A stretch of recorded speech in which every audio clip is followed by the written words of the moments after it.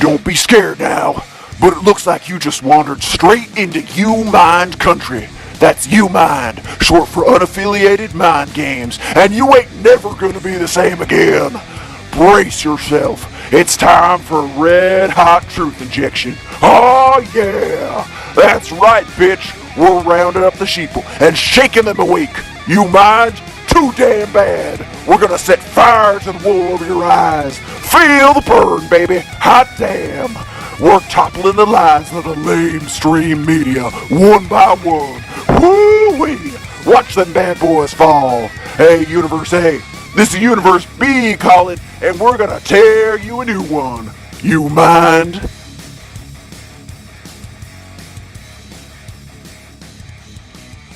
Hello and welcome to Umind. I'm your host today, Napoleon Doom.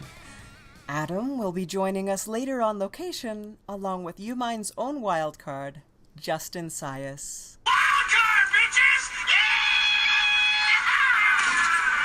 What was that? Oh, it's just a soundbite Jestin uses. It's kind of his gimmick. It's pretty common on podcasts and radio shows and the like. How utterly absurd. Yeah, I mean, that's kind of our territory here on the show, I guess. So, with me today is Dr. Harold Denizen, a cryptozoologist and author of Stolen Footprints, where he details his work specializing in Bigfoot. Don't you dare disrespect the noble North American wood ape with that disgraceful nickname. It reduces these proud and glorious beasts to subjects of jest and ridicule. Yeah, I forgot about that. People in your field refer to them as the North American wood ape. Yeah, I really wish Jestin was here. This is kind of his bag. Jestin? Yeah, you know, Jestin. Wildcard, bitches! Oh, how wretched. Please refrain from doing that for the continuation of the interview. Sure. So, Doctor? Yes, Nancy? It's Napoleon, but whatever. Tell us a little about the North American wood ape. Oh, where to begin? Such a charming creature. Yes. You paint a very different picture of the, wood ape. What are some common misconceptions about these creatures you'd like to dispel? Well, for one, the wood ape is not a thing to be feared. Nothing like you'd see in these supermarket tabloids. Like women being kidnapped by love-struck Bigfoots or wood apes. Such rot. And that's not the wood ape style, huh? Oh, most certainly not. You see, it's far more likely that young men will be the ones who are captured. Really? Really? Regrettably, humans are incredibly egocentric primates. They anthropomorphize every species they study, which is laughably wrong-minded. Yeah, humans think they've got it all figured out, don't they? Shameful, really. It's something in science we call the confirmation bias. And that is? Confirmation bias is the all-too-human behavior of deciding your understanding of the world must be the correct one. Thus, you attend only to evidence that supports what you've already decided is true, whilst remaining stubbornly blind to contrary evidence. So, basically every forum on the internet. It's why most evolutionary models tend to focus myopically on the chimpanzee. Well, they say we share 96% of our DNA with them. And pigs are so similar that swine hormones are used to treat underactive thyroids, but we hardly celebrate that. Guess not. I believe the fascination with chimps has more to do with the fact that we see ourselves mirrored in their society. For example? Chimps are hunters, known to eat various species of vertebrates, including the red colobus monkey. They eat other monkeys? Chimps aren't monkeys, but yes, a single chimpanzee can lay waste to a group of colobus in a matter of minutes. Jeez. Chimps are aggressive, predatory, and territorial. They're a patriarchal society in the true sense of the word. where dominance gets you everything from food to sex. And you say they're similar to humans. Well, anyone with a rudimentary knowledge of history can see that this is basically humanity stripped of all false social niceties. That seems a bit harsh. Let me put it this way. If wood ape culture functioned anything like chimpanzees, humanity wouldn't stand a fighting chance. Unfortunately for the wood ape, humans function very much in that vein. You're saying we're a threat to them. Well, what aren't we a threat to, honestly? Okay. But if we could backtrack for a minute, I want to return to what you said about young men being captured, as opposed to women. Yes, young men of breeding age. I'm almost afraid to ask, but why? You see, the wood ape is not unlike the bonobo. When a female reaches sexual maturity, she immigrates from her natal group. As with bonobos, sex is a highly social behavior, a bonding exercise practiced between all members of a given group, regardless of age or gender. For that reason, reproductively mature females must disperse in order to prevent inbreeding. So when they encounter human men, it's kind of like a Pepe Le Pew situation. I'm afraid I'm not familiar with his research. Like mistaken identity, they see them as members of a viable social group that they could, pair off with. In essence, yes. Wait, really? Because honestly, I was just being a jackass. As wilderness has become increasingly scarce in North America, the populations have begun to dwindle. Those who remain often join together to form new collectives for protection. The resulting lack of suitable mating partners outside these groupings over time creates a genetic bottleneck.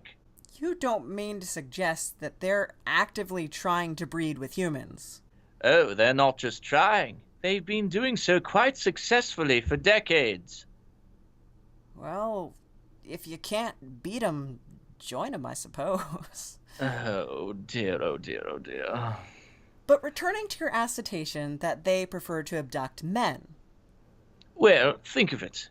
They only need the contribution of genetic material. Right? And a female from outside the clan. Well, suppose they're unable to keep her confined to their group for the full 9 months of pregnancy. Suppose she runs off with a child still inside her. The next generation would be lost. So, females are too much of a gamble? That's one way of putting it, yes. You seem to speak with great authority on the subject. Well, it is my life's work. But this is all theoretical at this point. We don't have any actual surveys of wood ape populations to show a decline or otherwise. I mean, we don't have any verified wood ape hybrids, do we? And correct me if I'm wrong, but to my knowledge, there's never been a confirmed blood or hair sample left by a wood ape. Well, at this point, their genetics are so blended with ours that any actual sample would simply read as human being. So, all modern wood apes are half human? Some are more human delineation than anything. Of course, the phenotypical traits of the ape remain dominant. You mean they look more Bigfooty? They retain the wood ape features, yes. And you know this definitively? Yes. How? Well, are you familiar with the film Gorillas in the Mist? The one where Ripley lives with the gorillas? That's the one, yes. Providing by Ripley, you mean Diane Fossey. You're saying you lived with wood apes? More than that. I was integrated fully into their society. I lost my way during a hunting expedition. My father's idea, really. Thought it might toughen me up. I became separated from the party and was taken captive. Were you afraid? There wasn't time to be. The wood apes made use of my body forthwith. Being 16 and a quick study, I easily adapted to the wood apes' licentious ways. I awed my keepers with my innate skills, and soon I was living as they lived, among them as a valued member of their society. For how long? I estimate it to be a period of 14 years. So your talk about sex as a bonding ritual was based on... First-hand experience.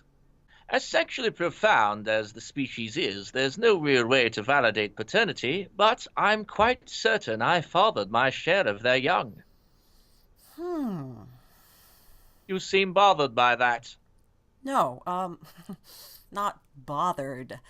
I'm, intrigued, I guess. As well you should be. The female wood ape is a most sensual creature. I had an encounter with one, or I think so, but nothing like what you're describing. But you know what? I was pretty messed up at the time, so, maybe. Yes, my experience is rather exceptional, I suppose. Well, what was it like? Fascinating. It's not purely a somatic experience, but a sort of mental unity as well. You're talking like psychic sex? Yes, a full and complete knowledge of one another in body and mind. Wow. I'm convinced that the wood ape is far more than just a flesh and blood animal, but rather an elemental being. Sex was that good, huh?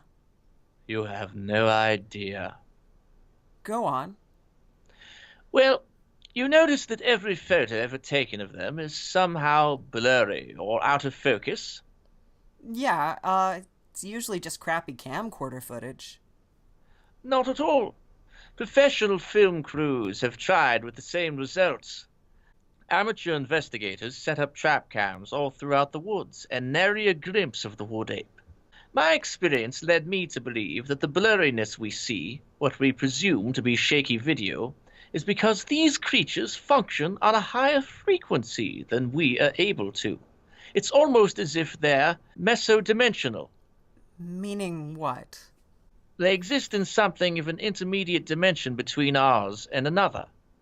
They're entities not so far separated that we remain unseen to one another, but never fully on the same plane. It seems like there's a lot of that going on these days. How do you mean? We had another guest on the show. You know what? Never mind. Okay, I'm with you on the depleted wilderness bit, even the possible human interbreeding. But I feel like this claim warrants more than just your wistful post-coital memoirs. Do you have any proof? Well, I can tell you that in those 14 years I lived with the wood apes, I was never once sick. That could be attributed to dietary changes or any number of environmental factors. Every memory from my life was returned to me, clear as crystal in my mind. Even the memory of my birth. Or you just have a vivid imagination. Maybe. But explain this. When I was 6, I had my tonsils and adenoids out. All right.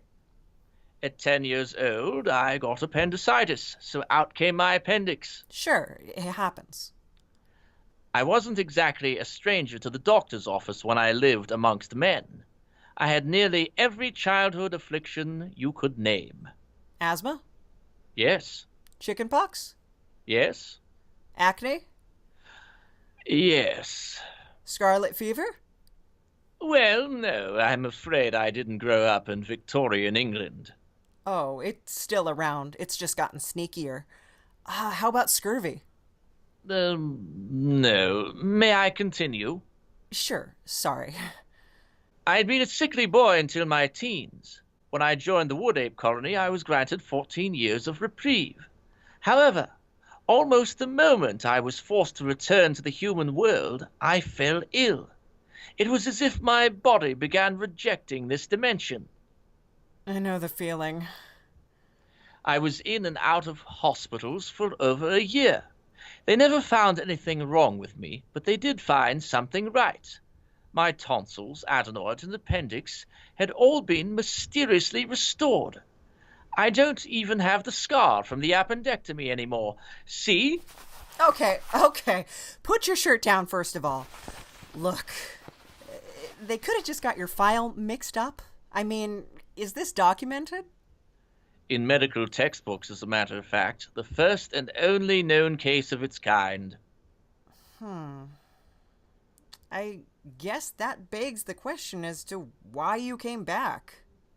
I wouldn't have, not of my own volition. But my colony, my tribe, was killed. By what? Hunters? No, I went to sleep one night and woke up to find them all dried, withered husks, almost like they'd been mummified. Some kind of a chemical agent, maybe? Doubtful. If it was chemical, then why didn't it affect me? I was lying right next to them, out in the open. A disease? Maybe a genetic defect? Any natural affliction that can kill off an entire colony over the course of one night seems like something we would have heard about. Oh, well, if that's true... It is. That's horrifying. Wow. Well, we're gonna cut to a quick commercial break, and when we come back, we'll be joined by the rest of the Umind crew in the field at a surprise location. Stay tuned.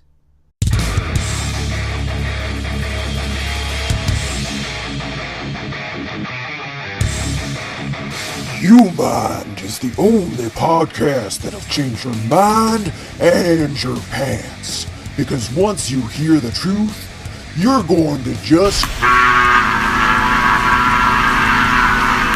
yourself.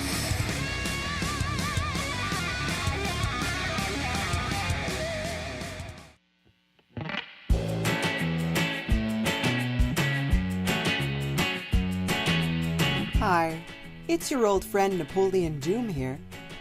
After a long day of shearing the sheeple of their coat of lies, there's nothing I like better than to sit down with a good book and relax.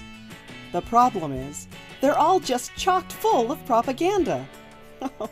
From Jane Austen's SJW drivel to J.K. Rowling's and her instruction manuals for Pizzagate. Where's a woke, truth-starved intellectual to turn? Well, look no further than the Lost Bread graphic novel series, available at lostbreadcomic.com. Why, within the pages of these tomes, you'll find stories written specifically with the unwashed brain in mind. Celebrate your superiority by cracking open a volume today. Lost Bread Comics, available at lostbreadcomic.com, because mainstream bookstores are too afraid to carry the truth. Katya. Здравствуйте, Napoleon. I'm just calling to check up on you, darling. Oh, yeah. I miss you so much.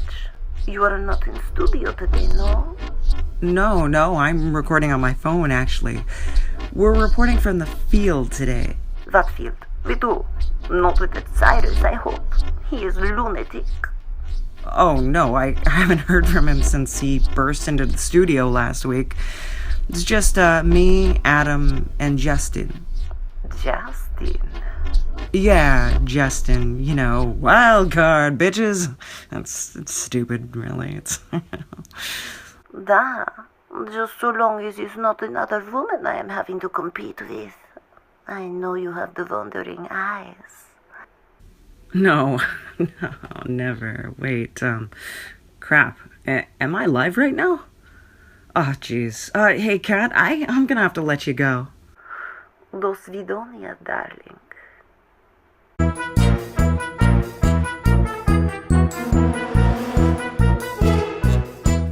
Napoleon here, coming to you live today from the Menagerie of the Miraculous. Miraculous? That guy just bit a head off a chicken. That's right, Justin. The Menagerie of the Miraculous, otherwise known as the Freak Show. Incorrect, Adam. Freak is a term reserved for human oddity acts, whereas the Hungry Gentleman's assault on poultry would fall under the classification of a wild man or geek show. The term geek possibly stemming from the Low German Geck, referring to one who is feeble-minded or socially inelegant. Yeah, sounds like someone we know. Seriously. Who's that?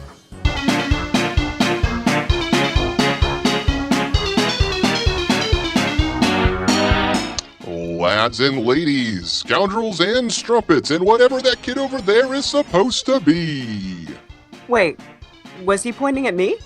I invite you to a veritable feast for the eyes, right here behind the curtain. Why, within this shrouded keep, you'll find such marvels as a three-headed baby, not in a jar, mind you, but alive and well. A bouncing bundle of joy with thrice the dimples and 3 times the cheeks for the pinching.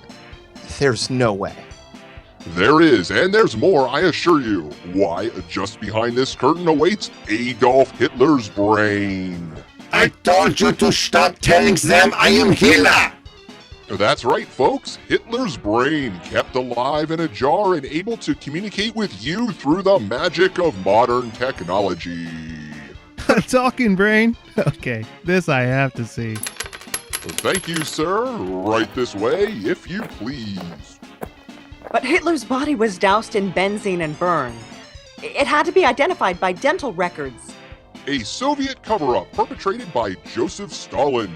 Don't believe everything you read, kid. Go on in and get the skinny straight from the Führer's mouth. You know what? I think I will. Pleasure doing business with you. Right through the curtain here. I'll just wait out here. You're smart to stay behind there, son. There's a bearded lady in there who's awfully jealous of those whiskers of yours. Why, I've seen her turn dainty little boys like you inside out like a used pair of skivvies. Likewise, if any of the other dames are pregnant or have a heart condition... Screw it. Take my money. I'm in. Mighty brave of you, son. Mighty brave. Right this way, if you dare.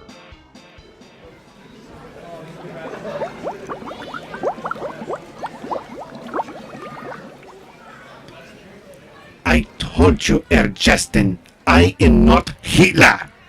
But let's say, hypothetically, if you were Hitler, Ja? would you have, hypothetically, reverse engineered a aircraft using extraterrestrial technology? Okay, so, funny story. Me and the guys are in Antarctica and... Whoa. Jeez, Nap. That's where you're going for once. You could have knocked over Hitler. I am not Hitler. Sorry, Justin. It's just that... I heard a crash. Yeah, it's nothing, Adam. Nap strikes again. Was anything damaged? I'm fine. It's just that... No, not you, Nap. The equipment. All right. Testing. All right. I think we got lucky this time. Pay attention. Why don't you, Nap? Not one of you noticed her. Who's that, Napoleon? Yeah, between the mule-faced woman and the three-legged can-can girls, you're going to have to be a tad more specific. Right there, on center stage, the Lady Sasquatch.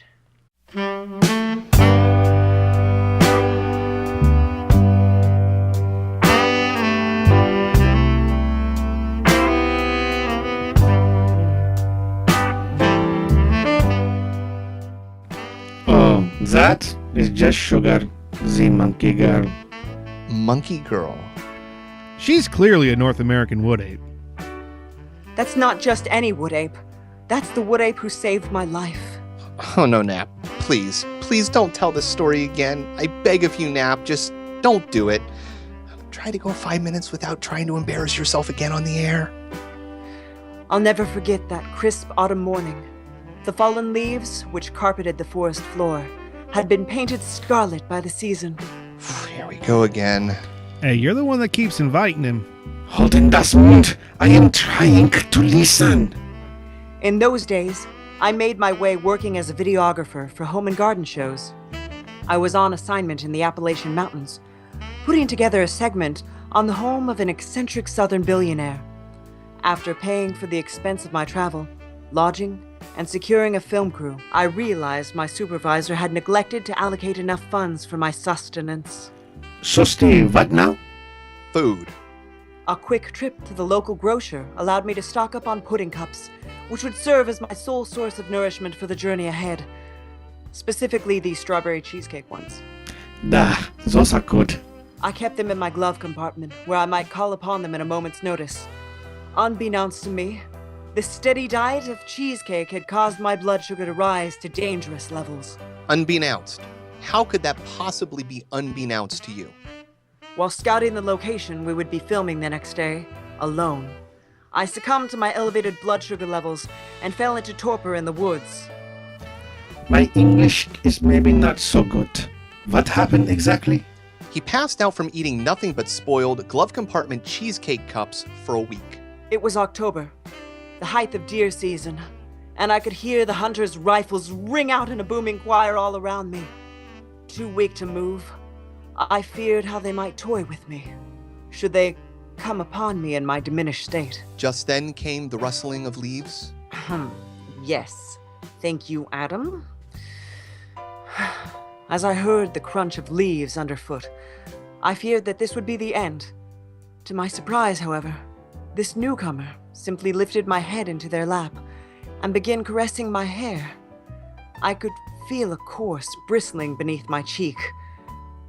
And at first, I just thought this visitor wore furry pants.